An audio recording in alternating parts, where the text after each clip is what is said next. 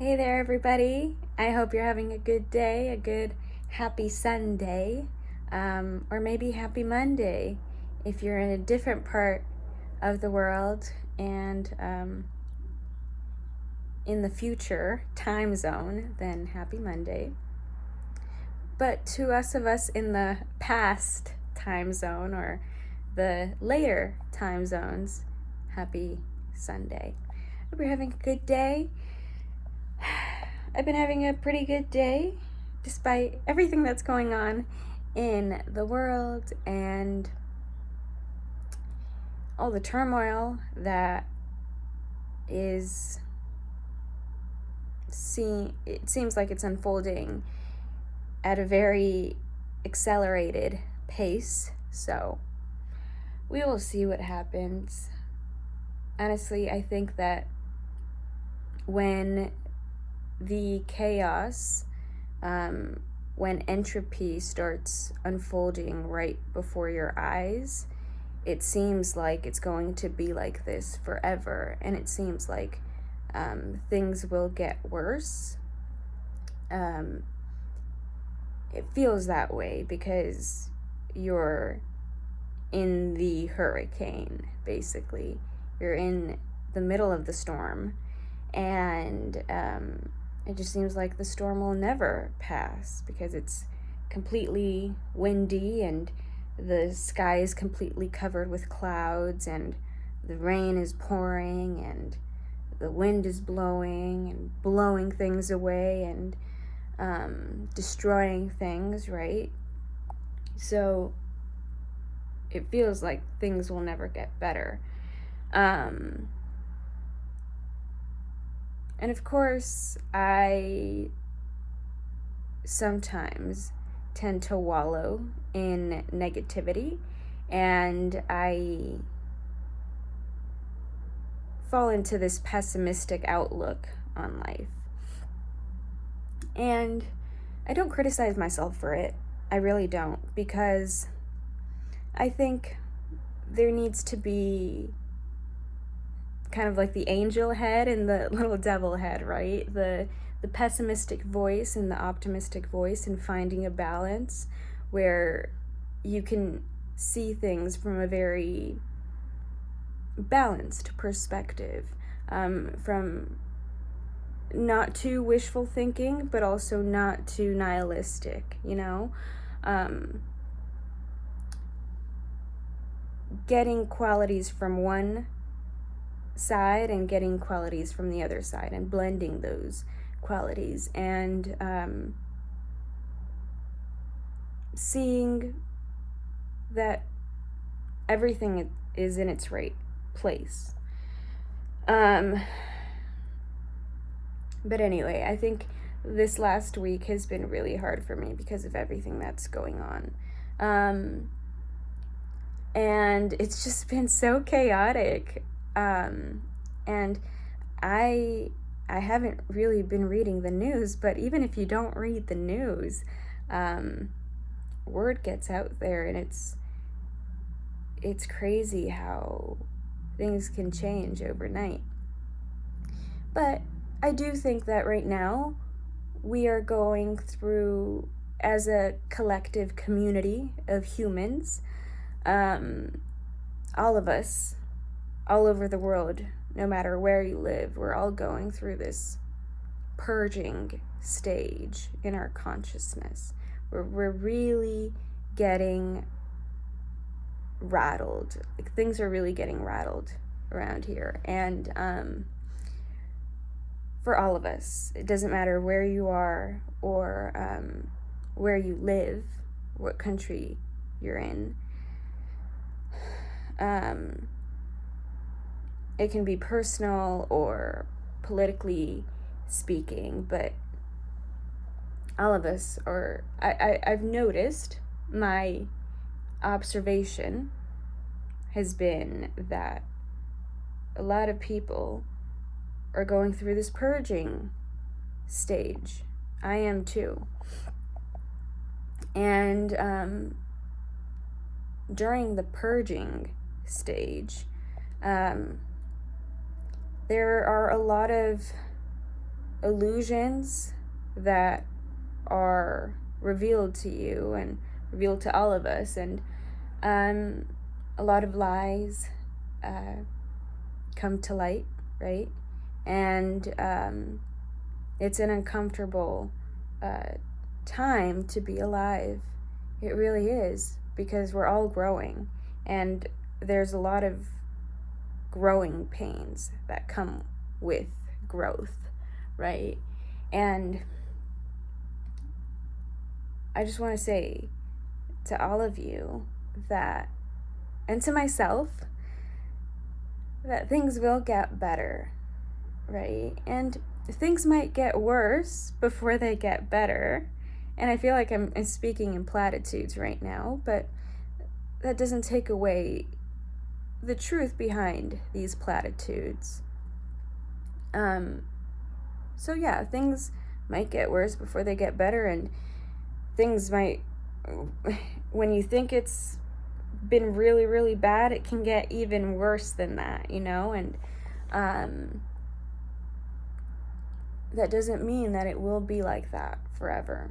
I'm sure people that were living through World War II or World War I or through the Cold War or through the Vietnam War, they didn't think things would get better, right? They didn't think that things were ever going to get better, and that there would be something like the EU or something like the UN that was unfathomable for them, right? And because of these wars, the EU, the UN, all of these institutions came about. NATO, all of these institutions came about to create a more close, tight-knit community of humans, to connect with each other rather than isolate ourselves, right? To be able to see beyond our differences and work together. And I think some systems work for some time, and then they have to go through adjustments or a complete revamp, right, of a system. And I think right now, I'm not just talking about governments or systems in governments. I'm talking about the way we connect with each other and the way that we are able to work together to go, quote unquote, home, to find our home. And to me, home is where God is. And in my belief system, God is within me, and I just have to tap into that and realize the game that I'm in, and that everything that I see around me is part of the things that I've created, which is me. And so the lesson behind all of this, from what I have learned so far in my journey, is to love the game. To love the game in all of its twistedness and wickedness and fucked upness. To love the game with all of its beauty and wonder and splendor. To love it for what it is. To love the creation of this game.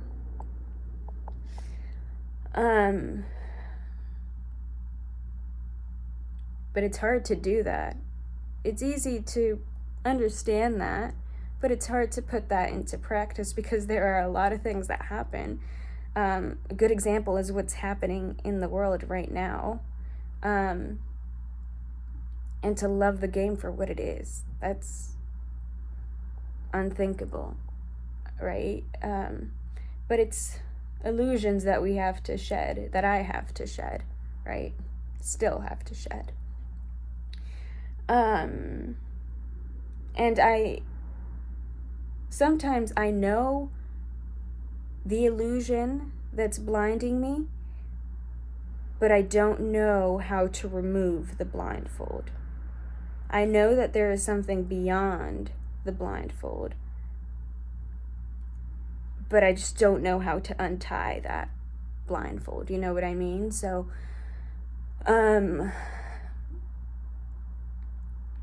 it's hard. And I know that I'm stuck in many ways. And I know that I'm blinded in many areas right now. And I'm blinded, but I just don't know how to untie that blindfold and how to go beyond sight, right?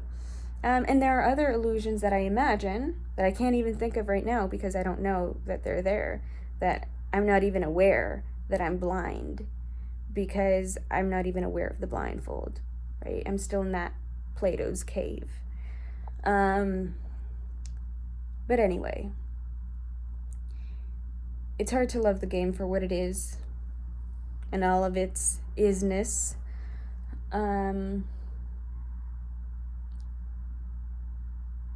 And I think that starts with loving yourself. I think loving the game, loving the world, loving people, loving this moment starts with you and loving yourself.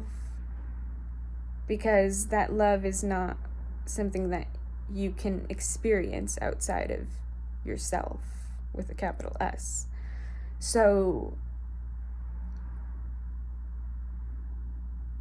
when you learn to love all parts of yourself, the good, the bad, the ugly, the twisted, the wicked, the awkward, the weird, the funny, the charming, when you learn to love all of that, all of what makes you you, and by you, I mean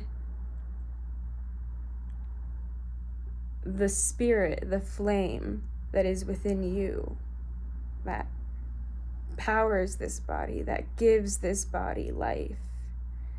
I don't think I have the language for it, but it's just the flame. And when you learn to love the flame for it being a flame, or you learn to love all aspects of the flame, of the spirit, of the life, it's much easier to love everything around you because it's just a reflection, a mirror of you, what's inside you. And oh my God, I'm gonna go into this rabbit hole, but just realizing that the wickedness and the twistedness that exists outside of yourself is an unrealized, unconscious part of you, if that makes sense.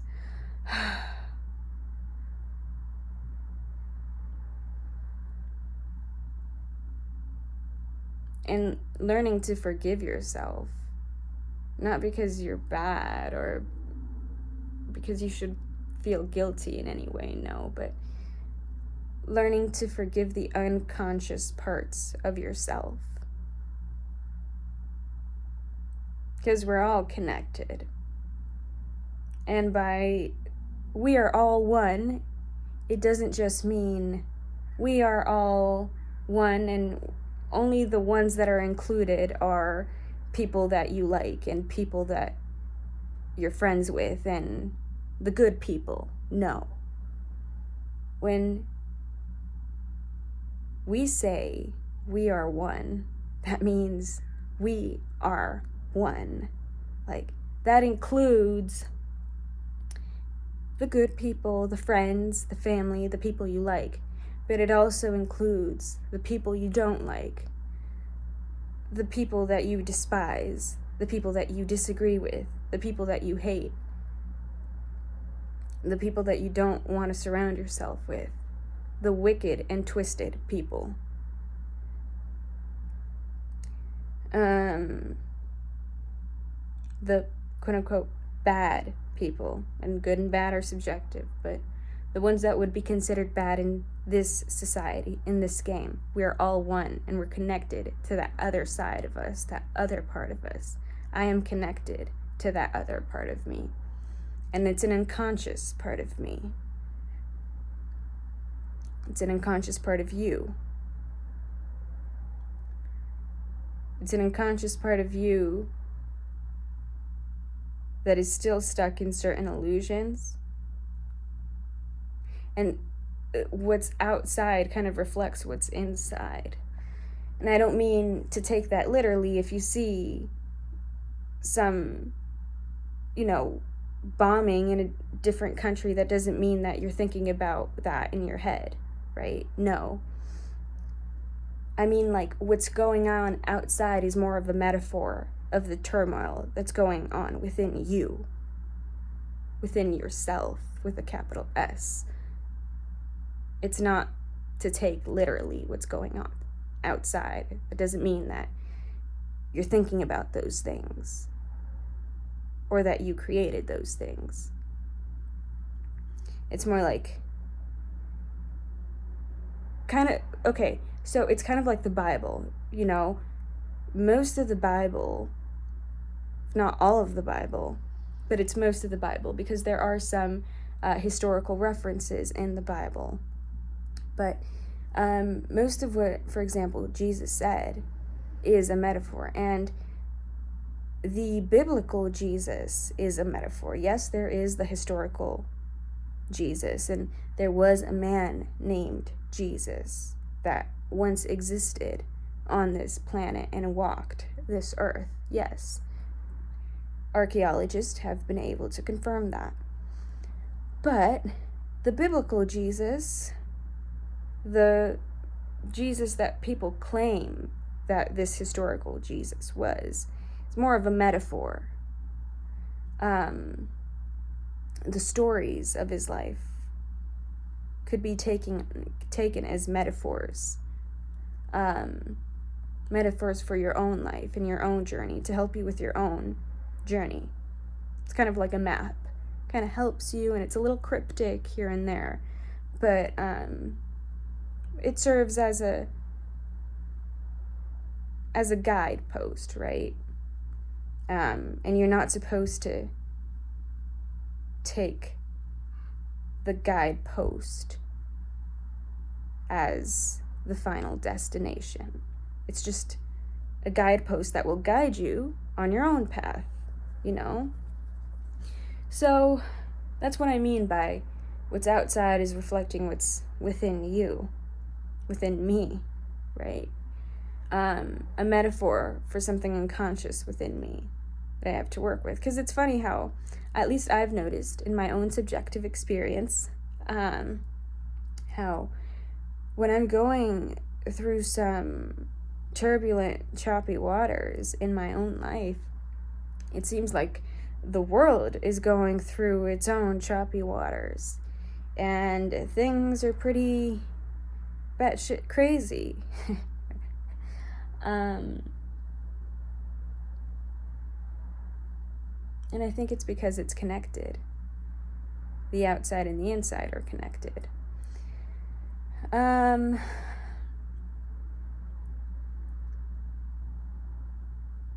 hate to use words sometimes because I feel like they're going to get misinterpreted, or sometimes they sound so cliche that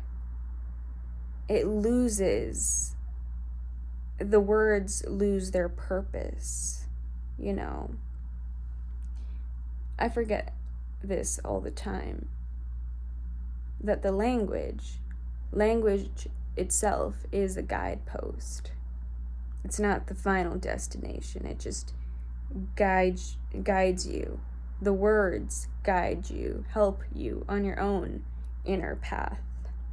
I forget that all the time. I take the words for what they are. Of course, I'm not saying that you should take everything literally. We're in this game, and so we have to play smart and be agile and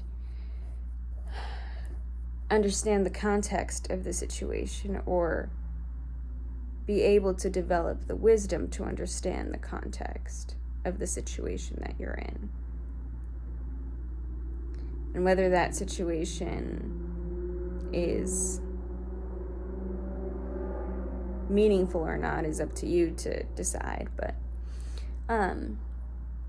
anyway, I don't know what I'm going to title this video. Guess I'm just going on a ramble.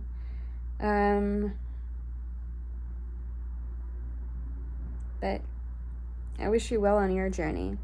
I wish you all the best. I can't believe I've been recording for 20 minutes now. But here I am. Thanks for listening to my words. I wish you all the best on your path. Peace and love. Bye.